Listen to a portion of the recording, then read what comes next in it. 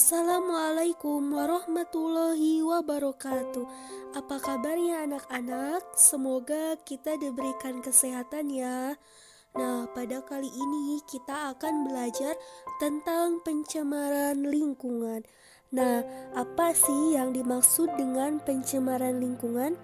Pencemaran lingkungan adalah segala sesuatu termasuk bahan-bahan fisika dan kimia yang dapat mengganggu ekosistem. Pencemaran lingkungan juga merupakan salah satu faktor yang dapat menyebabkan menurunnya kualitas lingkungan. Ini bisa disebabkan oleh faktor biotik dan faktor abiotik. Di lingkungan terdapat dua faktor, yaitu faktor biotik dan faktor abiotik. Apabila tidak ada keseimbangan antar keduanya, maka tidak akan ada keseimbangan alam. Pencemaran terjadi akibat kegiatan kumpulan manusia atau populasi dan faktor alam seperti gunung meletus yang menimbulkan abu vulkanik, zat yang dapat mencemari lingkungan dan dapat mengganggu kelangsungan makhluk hidup disebabkan oleh polutan. Nah, ciri-ciri polutan yang pertama, kadarnya melebihi di atas normal, yang kedua berada pada waktu yang tidak tepat, dan yang ketiga berada pada tempat yang tidak semestinya. Manusia tidak dapat mencegah faktor alam, tetapi manusia dapat mencegah apa yang disebabkan oleh perbuatan manusianya sendiri. Pencemaran lingkungan terbagi menjadi 3 bagian. Yang pertama ada pencemaran air, yang kedua ada pencemaran udara, dan yang ketiga ada pencemaran tanah. Nah, pencemaran air merupakan masuknya makhluk hidup atau zat atau energi atau komponen lainnya ke dalam air yang menyebabkan air tidak berfungsi dan tidak dapat dikonsumsi. Contohnya, nih air yang bisa dapat dikonsumsi yaitu pH-nya 7. Kalau air kurang pH-nya dari 7 atau melebihi pH 7, maka air tidak dapat dikonsumsi. Nah, contohnya di sini nih pencemaran pantai atau air. Di sini terdapat sampah bekas botol dan bekas pancing. Nah, di sini merupakan salah satu contoh pencemaran air. Ayo teman-teman, kita menjelajahi bawah air ya. Nah, di sini dapat dilihat suasana perairan. Air dapat tercemar oleh komponen-komponen anorganik seperti logam berat yang berasal dari industri tekstil atau pelapisan logam, cat atau tinta warna, percetakan, bahan agrokimia, dan sebagainya. Nah, hal ini biasanya disebabkan oleh perairan yang dekat dengan pabrik industri. Nah, pencemaran air juga dapat menimbulkan beberapa penyakit seperti disentri, diare pada anak. Ini disebabkan oleh bakteri Vibrio cholerae. Terus dapat disebabkan juga oleh protozoa yang dapat menimbulkan penyakit disentri. Nah, pencemaran air juga dapat disebabkan oleh beberapa faktor. Yang pertama diantaranya limbah industri, limbah organik, dan limbah pertanian. Nah, limbah industri adalah air limbah yang mengandung zat berbahaya. Kegiatan industri yang menghasilkan produk utama yaitu bahan jadi dan produk yang tidak terpakai yaitu limbah. Hal ini tidak bisa didaur ulang. Nah, yang selanjutnya adalah limbah pertanian yang menyebabkan pertanian padi semakin kondisinya semakin memburuk. Air limbah pertanian tidak menimbulkan dampak negatif bagi lingkungan, namun penggunaan pestisida secara berlebihan dapat mencemari lingkungan. Nah, limbah organik yang dapat diuraikan oleh mikroorganisme. Nah, dampak dari pencemaran air yaitu dapat mempercepat proses kerusakan benda karena air yang digunakan digunakan tidak sebersih yang kita pikirkan. Sebagian air limbah mengandung zat yang dapat diuraikan oleh bakteri, yaitu bakteri anaerob menjadi gas yang dapat merusak seperti H2S. H2S ini dapat mempercepat perkaratan pada besi. Nah, apabila kita mencuci piring, maka air yang meresap ke dalam barang tersebut akan mempercepat perkaratan. Nah, salah satu cara untuk menanggulanginya yaitu pengolahan limbah bertujuan untuk menetralkan air dari bahan-bahan tersuspensi dan terapung menggunakan bahan organik atau yang dapat terurai oleh aktivitas makhluk hidup. Nah, yang kedua ada pencemaran udara.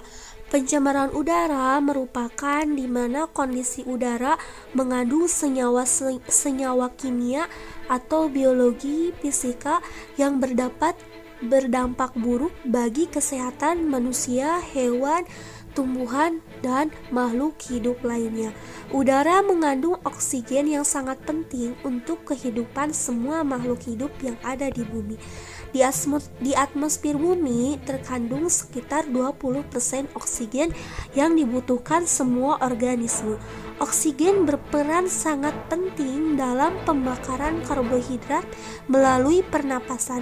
Nah, jadi oksigen itu sangat perlu untuk keberlangsungannya hidup makhluk hidup yang hasilnya membakar karbon dioksida atau CO2 dan CO yang dibuang ke udara. CO2 yaitu apabila air tercemar, maka kandungan oksigen di dalamnya akan berkurang dan mengganggu ekosistem di dalamnya, maka menyebabkan kualitas lingkungan akan menurun. Nah, gangguan kesehatan lainnya yaitu air limbah yang tidak dikelola terlebih dahulu dan dibuang maka akan mengandung kuman, bakteri, dan virus yang menyebabkan penyakit. Jadi air juga dapat mempengaruhi kualitas udara dan lingkungan.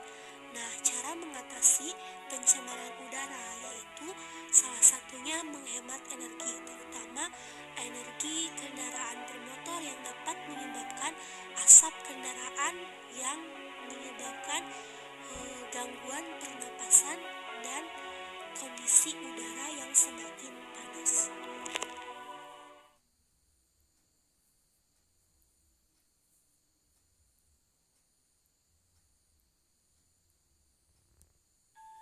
Nah, yang ketiga, yang terakhir ada pencemaran tanah. Pencemaran tanah merupakan keadaan bahan kimia atau buatan manusia yang masuk dan mengubah lingkungan alami tanah. Pencemaran tanah juga terjadi akibat kebocoran limbah atau bahan industri, penggunaan pestisida, kecelakaan kendaraan, pengangkutan minyak, zat kimia atau limbah, air limbah dari penimbunan sampah dan limbah industri. Nah, ini disebabkan oleh 3 faktor tanah, yaitu limbah domestik, limbah industri, dan limbah sampah lainnya.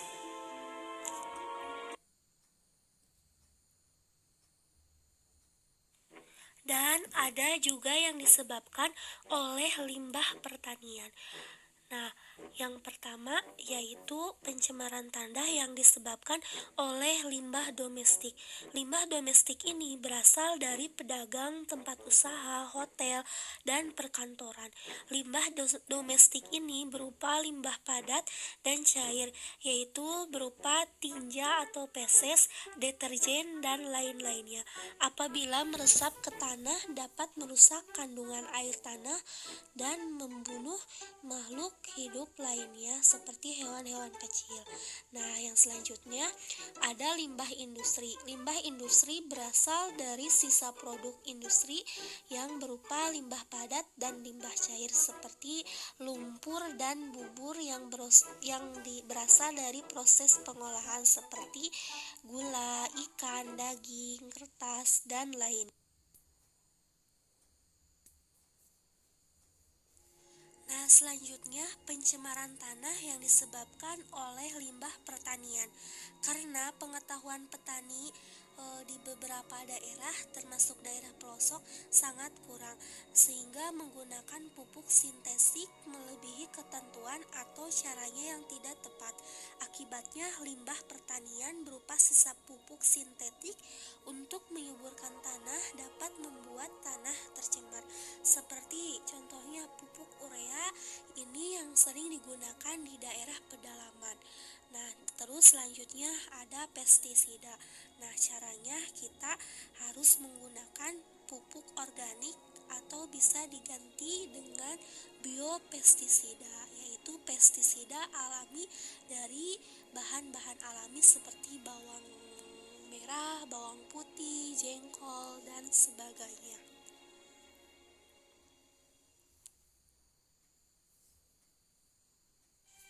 Nah, untuk penanggulangan pencemaran tanah ada beberapa cara. Di antaranya yaitu meremediasi tanah atau yang disebut dengan in situ atau ex situ. Nah, apa sih yang disebut dengan one situ dan ex situ itu? Yaitu merupakan penggalian tanah yang tercemar kemudian dibawa ke daerah aman dan dibersihkan dari pencemaran. Caranya disimpan di bak atau tangki yang kedap kemudian diolah dengan IVAL. Nah, yang kedua ada bioremediasi, yaitu pembersihan pencemaran tanah menggunakan mikroorganisme, jamur atau bakteri yang bertujuan untuk memecah atau mendegradasi zat pencemaran air. Zat pencemaran menjadi bahan yang kurang beracun atau tidak beracun.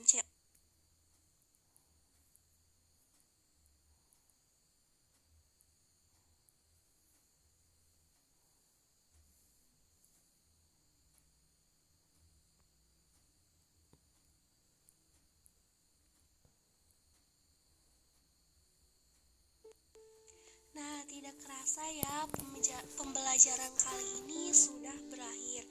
Nah, apakah materinya dapat dimengerti?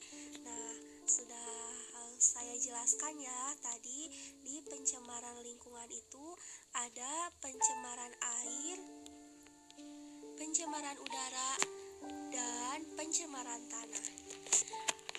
Nah, ingat ya buat kalian, jadi menjaga lingkungan itu wajib dan harus karena kita sebagai muslim wajib menjaga kebersihan. Anna dopatu minal iman, kebersihan sebagian dari iman. Semoga kita diberikan kesehatan selalu ya. Mohon maaf apabila penjelasan dari saya kurang dimengerti dan kurang jelas. Wassalamualaikum warahmatullahi wabarakatuh. Sampai jumpa di materi selanjutnya. Dadah.